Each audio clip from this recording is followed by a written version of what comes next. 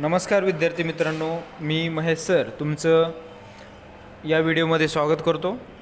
मुलांनो, आज आपण एक मागच्या व्हिडिओमध्ये आपण जो तुमच्या पाठ्यपुस्तकातील पाठ आहे 19वां अनुभव 2 है ना, जो आपके पाठ्यपुस्तक में पाठ है 19वां अनुभव 2, उसके क्वेश्चन उसका स्पष्टीकरण हमने देखा था. तो आज हम इस वीडियो में उसमें से एक पैसेज मैंने निकाला है और उसके ऊपर मैंने आपको कुछ क्वेश्चंस सॉल्व करने के लिए दिए हैं. ओके, तो वो पैसेज और क्वेश्चंस आंसर आज हम देखने वाले हैं. तो जब भी आपको एग्ज़ाम में ऐसे एक पैसेज आता है तो आपको कैसे सॉल्व करना है. सबसे पहले आपको वो पैसेज अच्छे से पढ़ना है. पढ़ने के बाद उसके नीचे के जो क्वेश्चंस है वो सारे क्वेश्चन पहले पढ़ लो, फिर उसके बाद एक एक क्वेश्चन ले लो और उसका आंसर आप पैसेज में ढूंढो और फिर उसका आंसर आप आंसर शीट में लिखो. ओके, और बहुत सारे बच्चे क्या करते हैं कि पैसेज लिखना ही डायरेक्ट शुरू कर देते हैं. तो ये गलत बात है. आपको क्वेश्चन पेपर में पैसेज दिया जाता है, पर वो पैसेज आपको सिर्फ पढ़ने के लिए दिया जाता है. वो पैसेज लिखने के लिए आपको मार्क्स नहीं होते हैं. ओके, तो पैसेज आपको पढ़ना होता है और पैसेज पढ़कर उसके नीचे दिए हुए जो क्वेश्चंस है वो क्वेश्चन आपको सॉल्व करने होते हैं. उसको आंसर्स लिखने के लिए आपको मार्क्स होते हैं.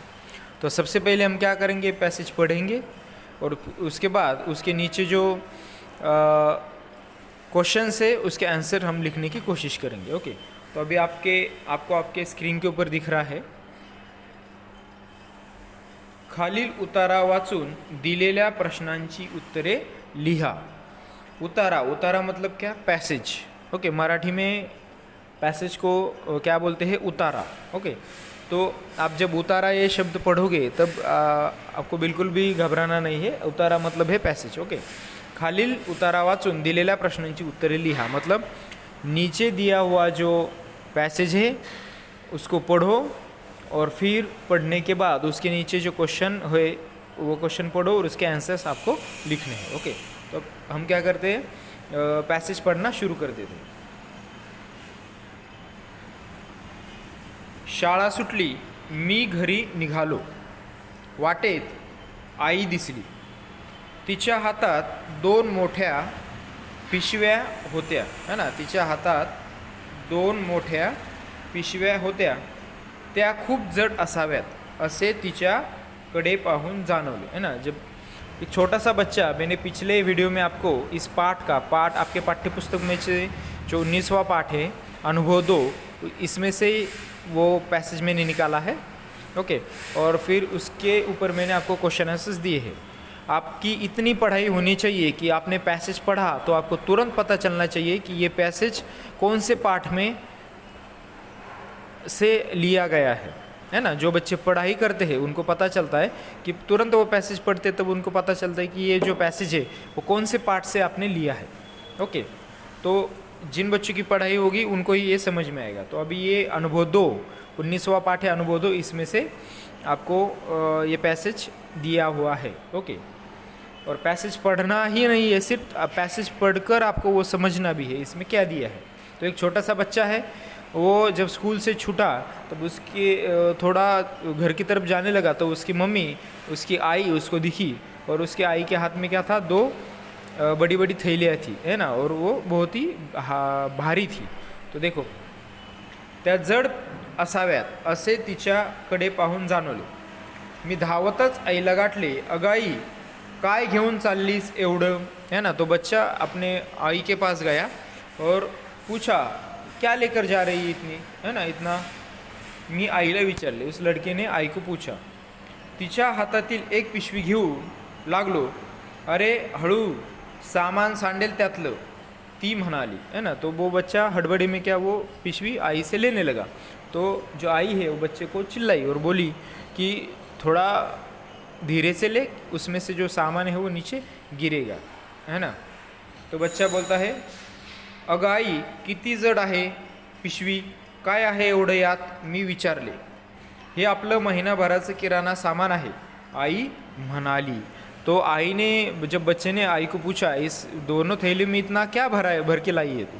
तो आई बोली बच्चे से कि ये हमारे पूरे महीने भर का जो किराना सामान है, हमें जो खाने पीने के लिए लगता है, जो सामान है, साबुन वगैरह ना, किराना में आपको मालूम है क्या क्या आता है, खाने पीने की सारी चीज़ें आती है ना किराना में, तो वो मैं पूरे महीने भर का लाई हूँ, है ना। तो इतना पैसेज है, तो आपको अच्छे से समझ लेना है। फिर उसके बाद आपको क्या करना है कि क्वेश्चन लेना है और उसको सॉल्व करना है। तो हम पहला क्वेश्चन लेते हैं। देखो पहला यहाँ पे, पुढील प्रश्नांची उत्तरे लिहा, है ना, पुढील प्रश्नांची उत्तरे लिहा। पहला है उसमें से, आईला पाहताच मुलगा धावतच का गेला। आप क्वेश्चन भी मराठी में पढ़ोगे तो उसका मीनिंग आपको हिंदी में लगाना आना चाहिए। ओके, तो ये सारा प्रैक्टिस से होगा। जो प्रैक्टिस करेगा, ओके, जो प्रैक्टिस करेगा उसको ये आने वाला है, जो प्रैक्टिस नहीं करेगा उसको ये नहीं आएगा। ओके, तो आपको इतनी प्रैक्टिस करनी है कि आप जब हिंदी मराठी का भी आप क्वेश्चन पढ़ोगे तो आपको तुरंत उसका ट्रांसलेट हिंदी में करना आना चाहिए। ये प्रैक्टिस से होगा। ओके, तो आईला पाहताच मुलगा धावत का गेला। आई को देखते ही जो बच्चा है वो दौड़ते हुए आई की तरफ क्यों गया? तो उसका आंसर है, आईच्या हातातील जड पिशव्या घेण्यासाठी मुलगा धावत आईकडे गेला। आईच्या हातातील जड पिशव्या घेण्यासाठी मुलगा धावत आईकडे गेला। ओके, तो आई के हाथ में से जो भारी भारी पिशवियाँ है वो आई की मदद करने के लिए बच्चा आई की तरफ दौड़ा। ओके, ये था पहला क्वेश्चन। आपको ऐसे ये करना है। अभी आपको इसका आंसर कहाँ पे मिलेगा? देखो पैसेज में ढूंढना है तो आपको कहाँ पे मिलेगा ये? तो देखो आपको दिख रहा है, देखो मी घरी निघालो, वाटेत आई दिसली, तिच्या हातात 2 मोठ्या पिशव्या होत्या, त्या खूप जड असाव्यात असे तिच्याकडे पाहून जाणवले, मी धावतच आईला गाठले। अभी यहाँ पे देखो आपको पैसेज में 4-5 लाइन दिख रही है, पर मैंने देखो सिर्फ एक ही लाइन में क्या किया है, 2 ही लाइन में क्या किया है, मैंने उसका शॉर्ट करके मेरे भाषा में लिखा है। तो वैसे ही तो बहुत सारे बच्चे क्या करते हैं कि पैसेज की जैसी की तैसी लाइन क्या करते हैं, आंसर में लिख देते, पर वो गलत बात है। आपको पैसेज की जैसी की तैसी लाइन बिल्कुल भी आपको लिखनी नहीं है। ओके, आपको क्या करना है कि आपके भाषा में आपको क्या करना है वो लिखना है।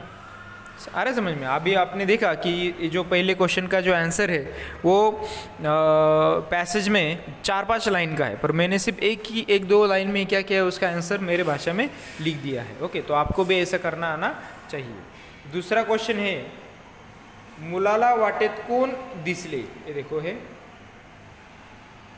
मुलाला वाटेत कोण दिसले, है ना, जो बच्चा है वो स्कूल से छूटा था, उसको रास्ते में कौन मिला।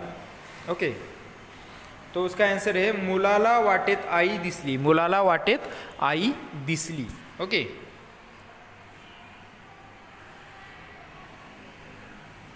देखो इसका आंसर आपको कहाँ पे मिलेगा?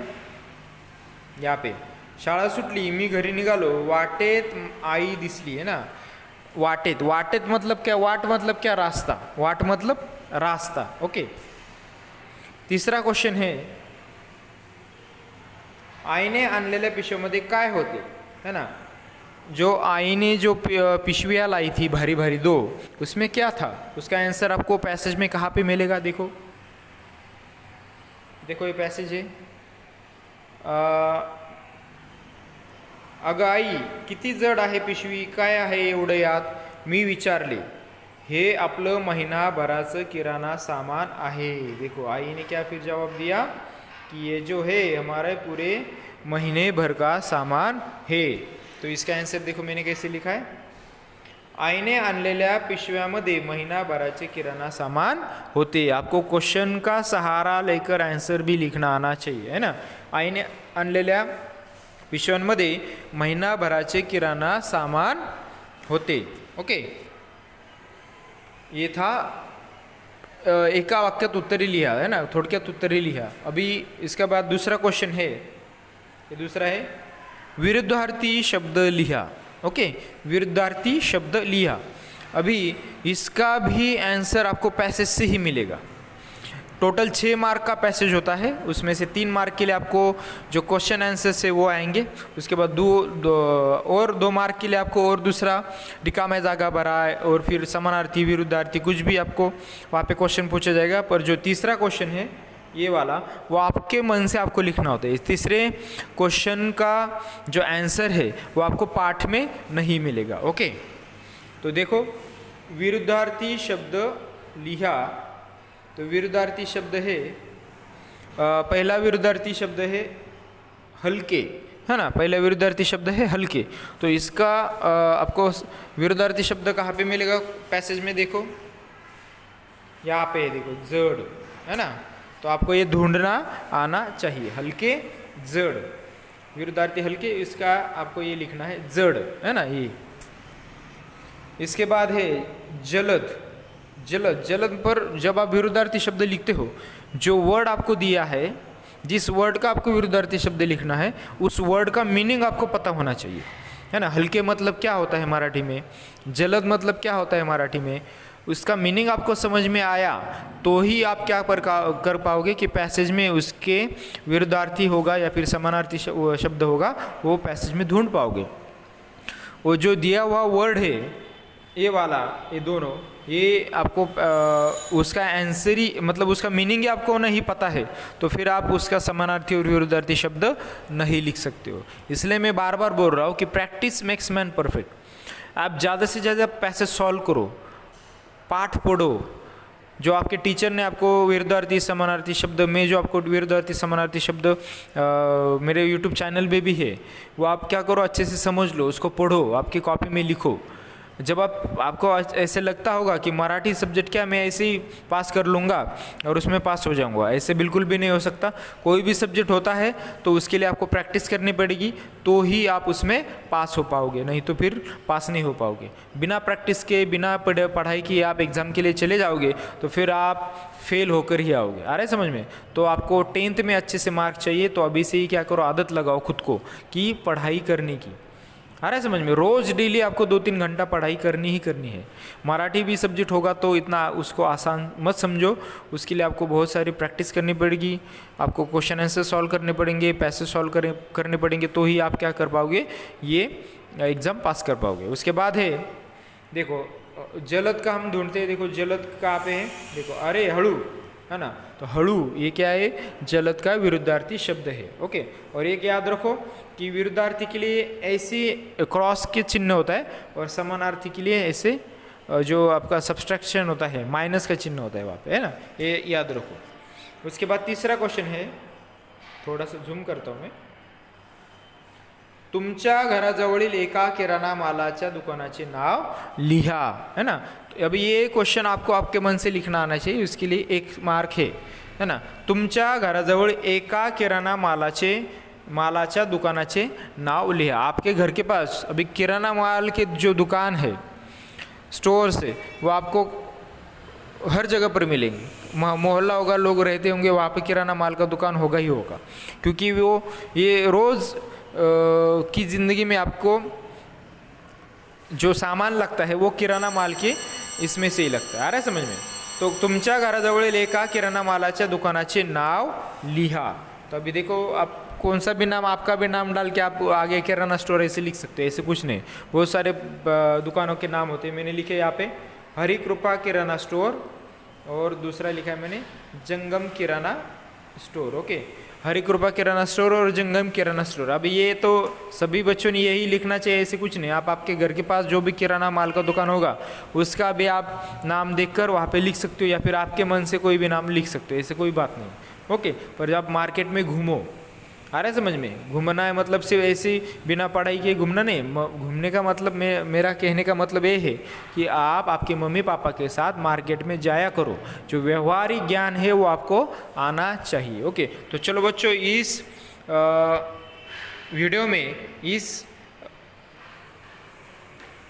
में हमने पैसेज कैसे सॉल्व किया जाता है वो हमने देखा। तो सभी बच्चे क्या करेंगे, अच्छे से पैसेज सॉल्व करेंगे। अभी आपको जब आपके कॉपी में आपको लिखना होगा तो ये आप पैसेज भी लिखो और उसके नीचे के क्वेश्चन आंसर्स भी लिखो, ओके।